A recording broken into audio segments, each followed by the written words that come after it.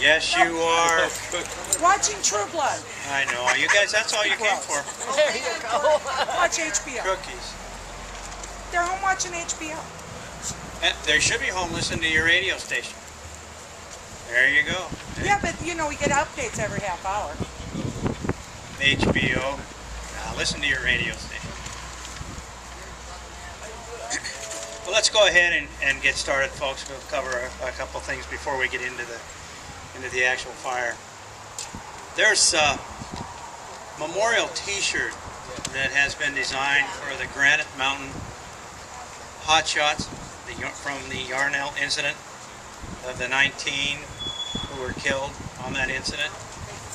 And I've got the paperwork here. They're available online, and we can post this so that you can get it. We'll put it in, probably on the NC Web thing. All the proceeds are directly. This is being done by other hotshot crews. So all of the proceeds go to the families of those 19 kids. So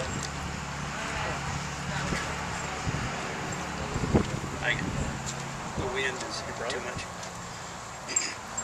Okay, we'll get into this thing. Like always, we'll start with operations, and Joe Brabender, who has been telling you what's going on, giving you that plan, that timely, accurate, and truthful thing all along. And Joe, if you're he's here. Joe Brabender, our ops chief. Today up on the fire, we'll just kind of start, I'll start up in Pardee Creek. The fire has not moved up in there for a few days now. It's cooled off relatively nice. Pretty tight canyon in there. I mean, there's still fires, but when it's black on both sides, doing real nice. We did get it all tied off. Matter of fact, 2 hours ago, we finally got this road in here tied off. We've been working with, I want to say 180 firefighters up in there with the heavy helicopters working the road down, and they're dropping those retardant drops using retardant water to get on the outside of the road while the firefighters brought the fire down the road, so that we don't lose it, and the fire that's in here doesn't slam the road and take off again. So we just got that tied in probably 2 hours ago, and they've been working since about 8 this morning on that section of road, and it's only about from here to the bridge down there, about that long, and it's taken that many firefighters in this drainage and around here just to get this pinned off. But we finally got it pinned off, so that's good. Kind of all tied in down into here. Right up here, the guys are working that today, this little section here, to bring it down to this road here to get that all tied off. This is all tied off in here, and really the last area, aside from this and tonight we will be working on, is this area here.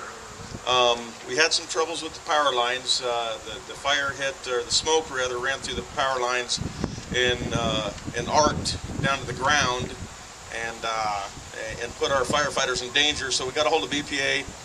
They went ahead and shut that power line down for about 4.5 hours today, and so that was excellent for our folks working up in here.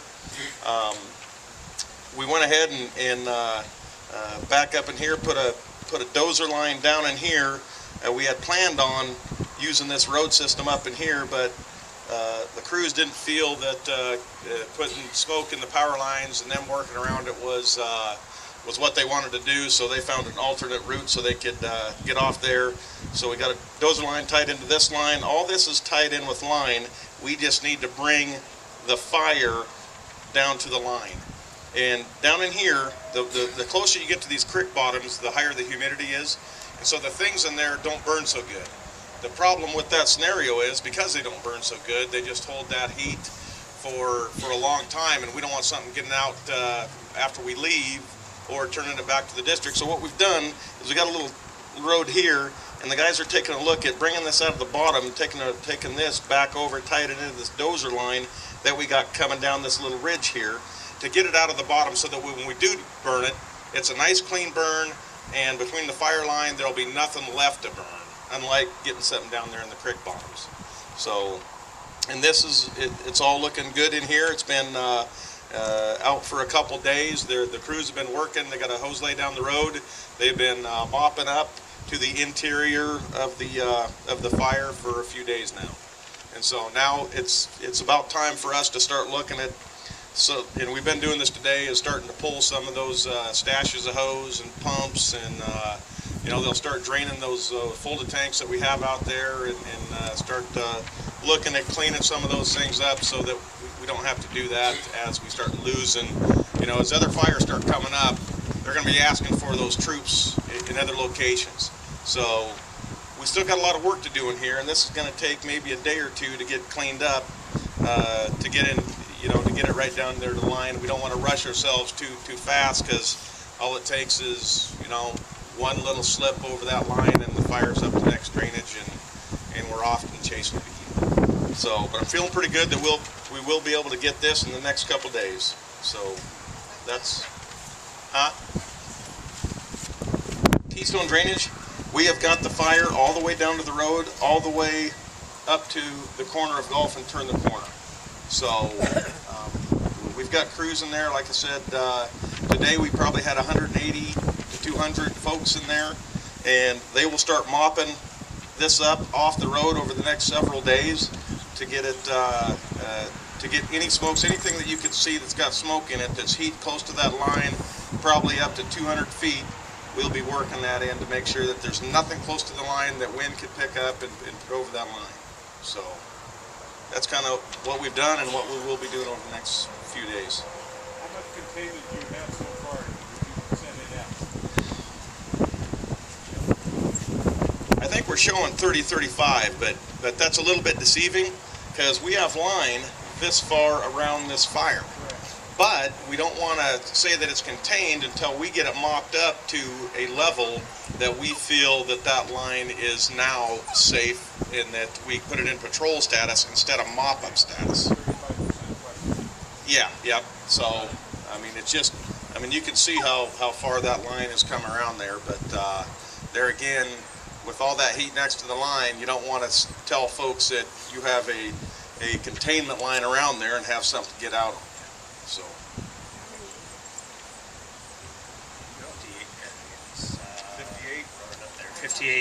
5887. And it's probably a little bit more because of this little area that they brought fire to the road with. Not much.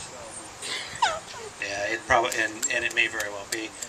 Are you having an infrared flight tonight? IR flight? I believe so, yeah. Okay. And that's where they'll get the best projection, is from the heat signature that IR flight. You remember we talked about that a couple nights ago. They fly up there real high, kind of a jet. Some of you have maps that are a product of that IR, of those various IR flights. I don't know how you can say hot and dry in any other terms. We've been saying it now for several days. We try to write that stuff in those releases, and just to suffice, it's going to be hot and dry. We get a lot of folks who visit, and we get a lot of folks who want to help. We get, and all of those include officials of the state. And tonight we have with us Ethan Everly, from Congressman Dane's office. They have been calling, as have the other senators. All of them have been concerned about the community, and so they call and ask, and he was courteous enough to come down tonight, so thank you for that. So this hot and dry business, Kelly is one of our fire behavior analysts. You've heard from others over the past few nights. So Kelly, is it still going to be hot and dry? Hey, it's actually fairly cool for me. I live in Phoenix, Arizona, so this actually feels pretty darn good to me. Just as a point of reference, a couple nights ago before I came up here, it was 90 degrees at night at around 11:30, and trying to sleep in that is next to impossible. So coming up here and being able to sleep in 60-degree weather is just like heaven. So yeah, as Pat said, we have a very strong high pressure system sitting over the entire west right now, and that's typical for this time of the year for that to happen. And when that does, it just makes the atmosphere very, very stable, very, very warm and dry. And unfortunately, until something happens, until the high pressure system breaks down, we're not going to see any changes in that. There is a possibility from our instant meteorologist that's looking at it, along the next couple of days, Monday, Tuesday, still a little hotter, still a little drier, but there's a potential, very, very small potential, for an isolated thunderstorm or so on Wednesday. What's happening is all that moisture that's down in Arizona right now, and I just got a picture texted to me by my wife, they're actually having floods and everything down there from the thunderstorms. And some of that moisture, the way the high pressure systems work is they actually spin clockwise.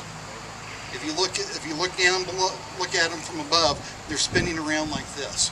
And so they start picking that moisture from the southwest, and they'll actually bring it up all the way through Arizona, Nevada, into Oregon, Idaho, and on up.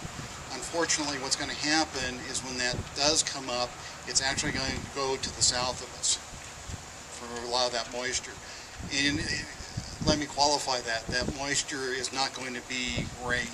It's just going to make the air humid enough, wet enough that we're going to have some potential for some thunderstorms. The implications of that for the fire is that most of you know, you get a thunderstorm, you get some strong downdraft winds. And it doesn't take much of a thunderstorm to do that, nor does it have to be right on top of the fire. It could be several miles away, and with the topography you have up here, that wind can channel just like a stream. If you think of wind like water, it's just like a stream. The topography can channel that, and it can affect the firefighters and the fire behavior out there. We'll know a little bit more as the next day or two, kind of more details about that, and we'll let you know what we're kind of expecting. But right now, it looks like an isolated chance of thunderstorms Wednesday, and then we turn to hot and dry again throughout the rest of the week.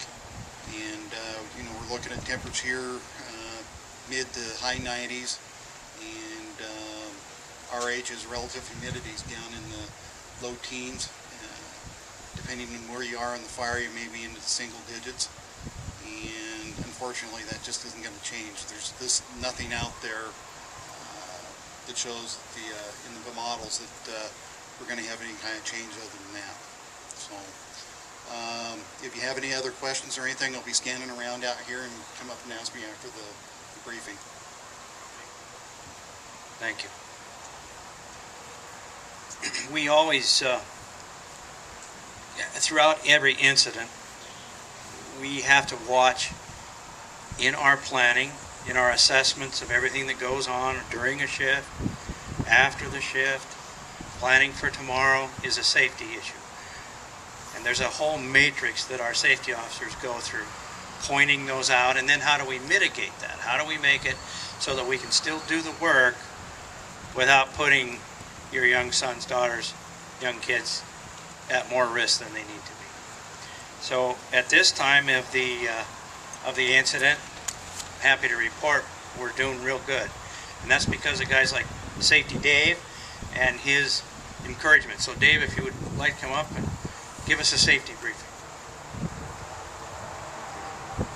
Well, good evening. Yeah, priority number one is safety for us. We don't want to lose anybody or even to be honest with you, we don't even want to get a hangnail out there because it slows our folks down.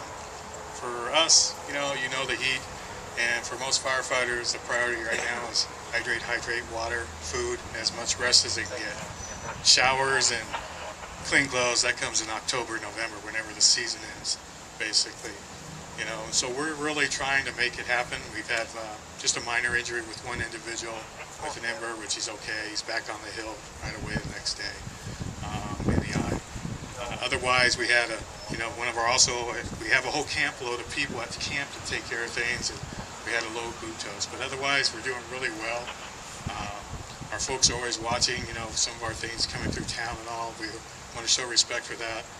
And now it's not just the heat and the heat from the fire, but now we also have other things. As the fire starts doing a little different here, we start hearing trees falling. Like today, I was up in one section, and in 15 minutes time, I had 4 trees fall within an area. Just, you know, they burn out, snags, they fall. And they can fall now, or they can fall 2 years from now. We never know.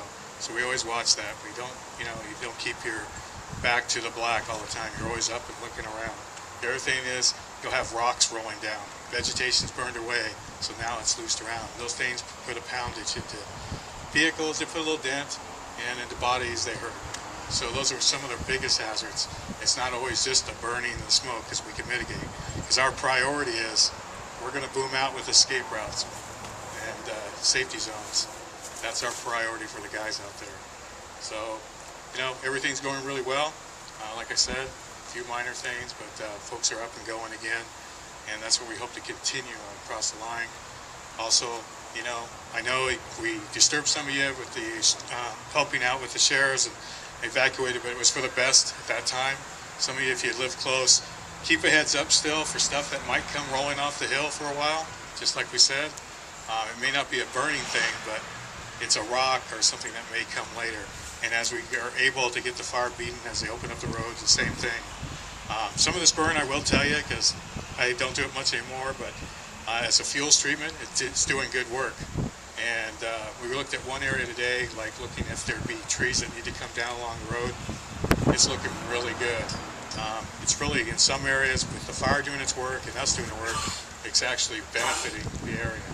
So it's an inconvenience, we know, but it's part of the environment, and so we want to do it safely. So if you don't have any questions, appreciate your help. No structures have been lost.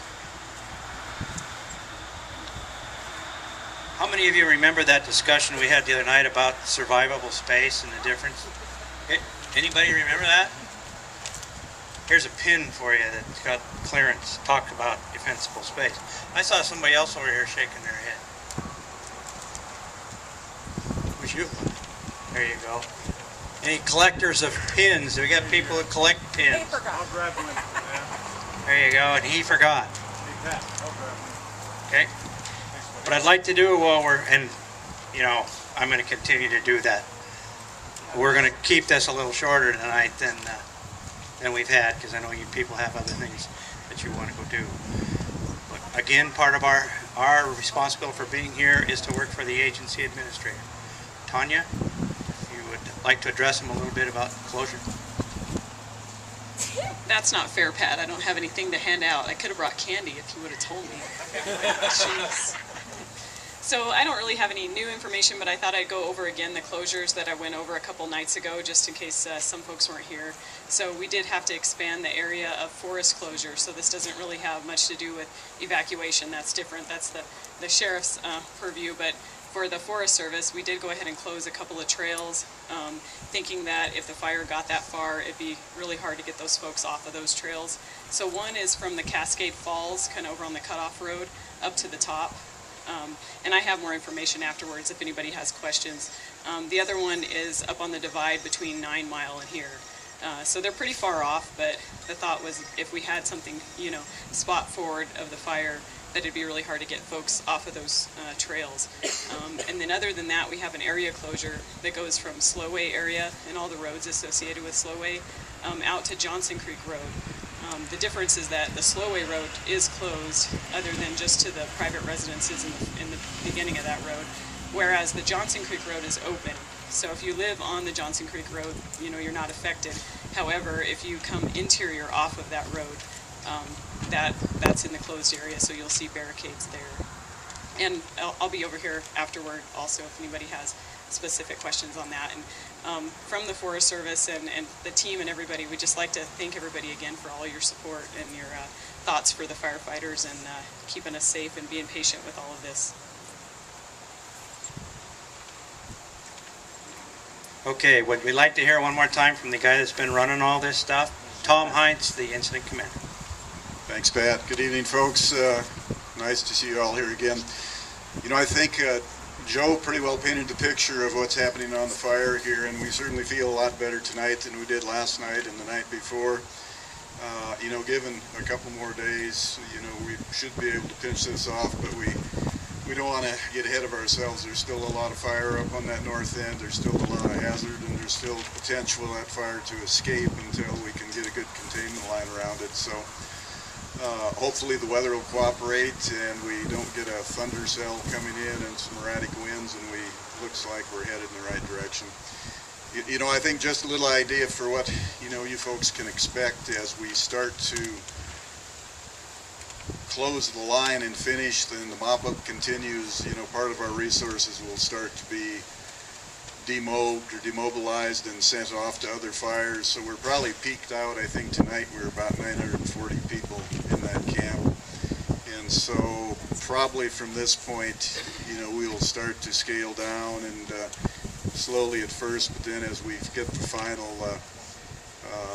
ring around the fire, get it mopped up, well, then you'll see a pretty rapid reduction of resources out there. And so we came quick, and we'll probably go quick too from that standpoint. But I do want to say, you know, we're not going to leave until the job is done that we came to do.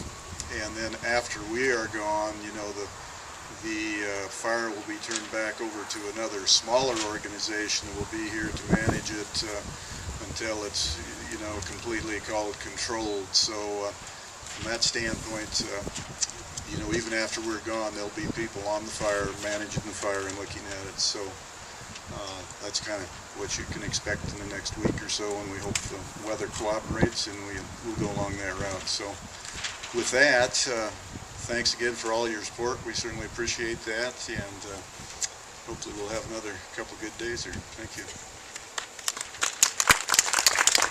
Okay, thanks, Tom. Did anybody not get a map yet? Oh, we've got a bunch of them here. Well, yeah, we got some small ones, color, ortho digital, all that stuff. See, I would rather give those to you guys for historical documentation or perspective, or I don't know, put them on your cabin wall or do whatever you're going to do with them, than just throw them out. They're things that we've been using out there, and maybe got a little error somewhere in spelling and whatever. Okay? Well, that's about it. Questions? Any questions that haven't been asked? And who of? Helicopter use. Helicopter use, yes, they're still using them. We didn't run any retardant. I'll let Joe talk about that. Yeah, we were running helicopters pretty much on the other side of the fire where we were doing our burnout, trying to hold that. We ran them all day. I would hate to estimate the cost of what that was. Cost of heavy helicopter, about $6.5 million or so. So yeah, it's a tremendous cost to get the, you know, I don't know how many firefighters we have here, but we have. Yeah, and you can imagine that you don't see a lot of them here, so.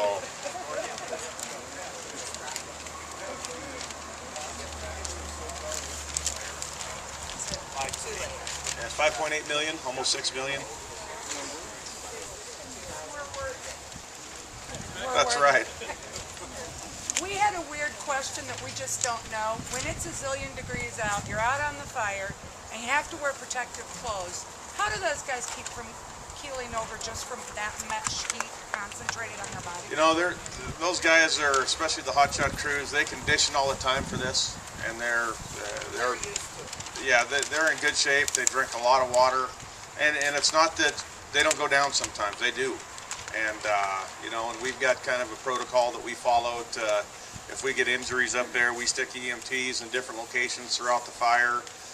We canvass the crews that go out to see who on a division or on part of the fire is an EMT. So if we got somebody that goes down, the division supervisor, we break up the fire into these different areas. You know, for example, I'm in charge of the whole area, and I break it into little chunks and put somebody that I can go to, and they break down that division into smaller chunks, and they put people in charge of that, strike team leaders and task force leaders, and so that's just good. You get it broke down to where you can manage it. And the first couple of days is always chaos because you're trying to, you know, we're moving into your community, and we're trying to figure out the roads that you've been driving for years. So it takes us about a day and a half to start coming up with a plan and start getting the right breaks in the topography. And, you know, for example, up Wood Gulch, it took us a little while to figure out that there is a road that you can get through, but you don't want to put a buggy on it. And then you know, anything like that, we'll get, you know, some of the dozers, some of the equipment in there to open that stuff up so that we can either get to access the fire or run away from it, depending on the situation.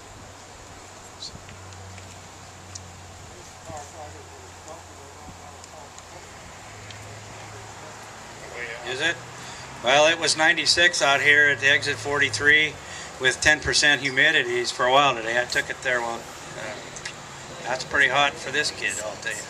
Well, if there are no other questions, it's vote time, and I got to tell you, looks to me like the crowd, we went from a 225 peak, then what, 125, and now we're down to about 70, 75.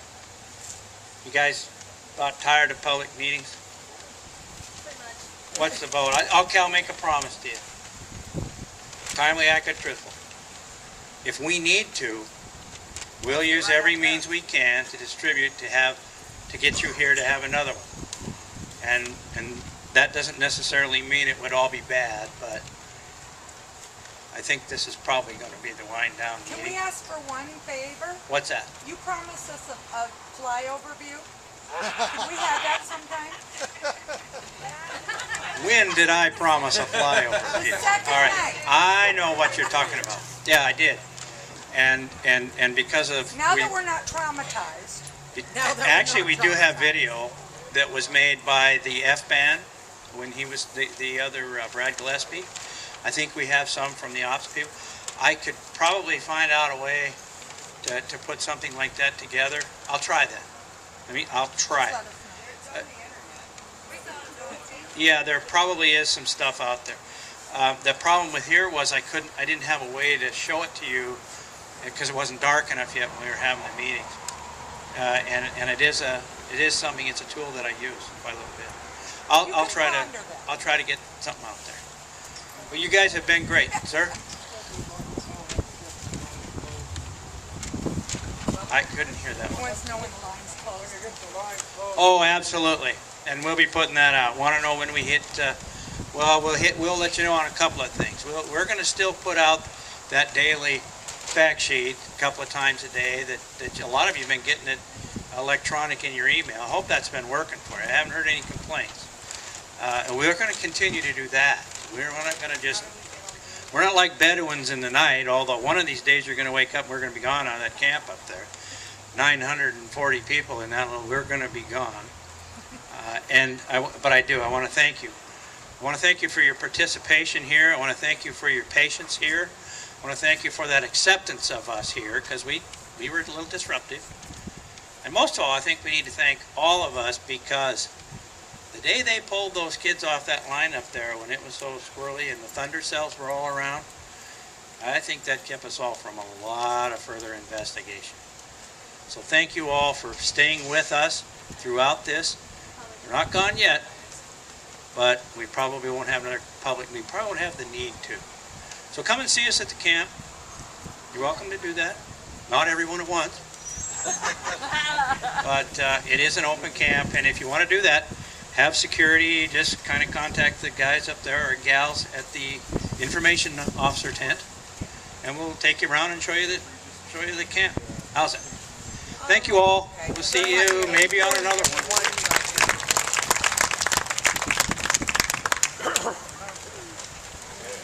I gotta go to third. All right. That would be my first guess. I'm not with him. Where's Casey going?